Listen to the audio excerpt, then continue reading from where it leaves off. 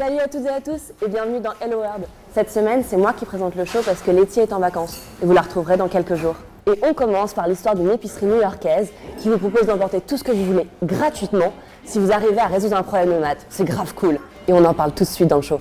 Ahmed Alwan a 20 ans et en plus de ses études de pharmacien, il travaille à mi-temps dans l'épicerie de son père dans le Bronx à New York. Et parce qu'il connaît les difficultés financières de son voisinage, il a décidé d'inventer un jeu de calcul mental. C'est assez simple. Il demande à ses clients de résoudre des problèmes de maths tels que 3 times 3 plus 20 minus 5. That should be 24. 5, 4, 3, 2, 1. You got it. Et si le client trouve la solution, il a 5 secondes pour emporter exactement tout ce qu'il veut dans le magasin gratuitement. Enfin, presque tout. 5, 4, now my cat, 3. Vous avez forcément entendu parler de l'affaire Griveaux. Alors on va pas s'attarder sur les vidéos intimes de cet homme politique qui aurait dû rester entre Benjamin Griveaux, ancien candidat LREM à la mairie de Paris, et son interlocutrice. Mais on va plutôt se concentrer sur l'homme qui est derrière ce scandale et qui a dévoilé ces vidéos, un certain Piotr Pawlenski. Piotr Pawlenski est russe et il a 35 ans. Il se présente comme un artiste et activiste en croisade contre son président, Vladimir Poutine. Et pour dénoncer la politique de répression du président russe, il est allé assez loin. Pawlenski s'est cloué les testicules sur la place rouge à Moscou, il s'est cousu les lèvres, il s'est enroulé nu dans du fil barbelé et il s'est même coupé l'oreille. Il justifie chacune de ses actions en leur donnant un caractère politique. Craignant pour sa sécurité depuis qu'il a été soupçonné d'agression et de violence sexuelle en Russie, il a obtenu le droit d'asile en France en 2017. Donc depuis, il a le statut de réfugié politique. Et dès son arrivée, l'habitude des grands coups médiatiques se fait aussi connaître en France en mettant le feu à la Banque de France à Paris. Il justifie alors son geste en disant qu'il s'agit d'un geste politique contre le monde de la finance. Aujourd'hui, Piotr Pawlenski a 2 enfants de son ancienne compagne et il a déjà passé 3 ans en France, dont 11 mois en prison pour cet incendie. Quelques jours avant l'affaire Griveaux, il était déjà recherché par la police parce qu'il avait participé à une bagarre le soir du Nouvel An. Et il y a quelques jours, il dévoile sur son site des échanges à caractère sexuel entre Benjamin Griveaux et une femme qui se trouve être la compagne actuelle de Piotr Pawlenski. Vous suivez ? Depuis, Benjamin Griveaux a renoncé à sa candidature à la mairie de Paris et Piotr Pawlenski a promis d'autres révélations. À Idlib, en Syrie, les civils sont la cible des bombardements de Bachar al-Assad et de son allié russe Vladimir Poutine.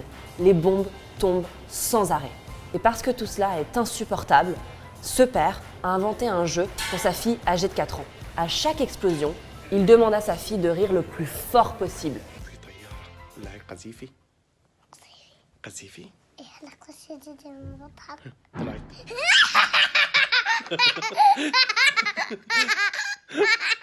La tactique du régime syrien et de son allié russe est toujours la même.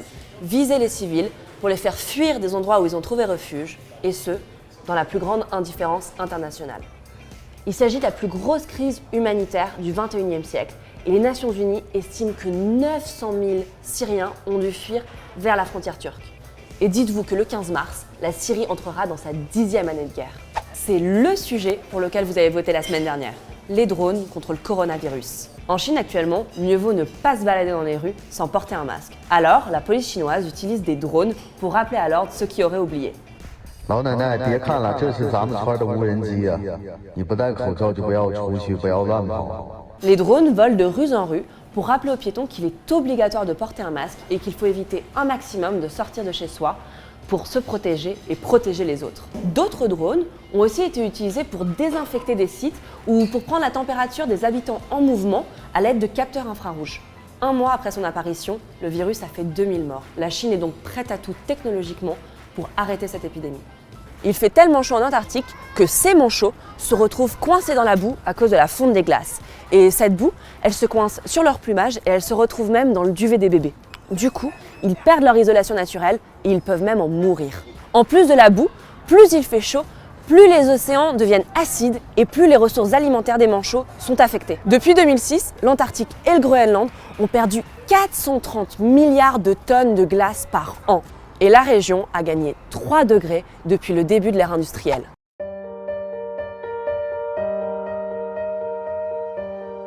Bullying has This is what bullying does.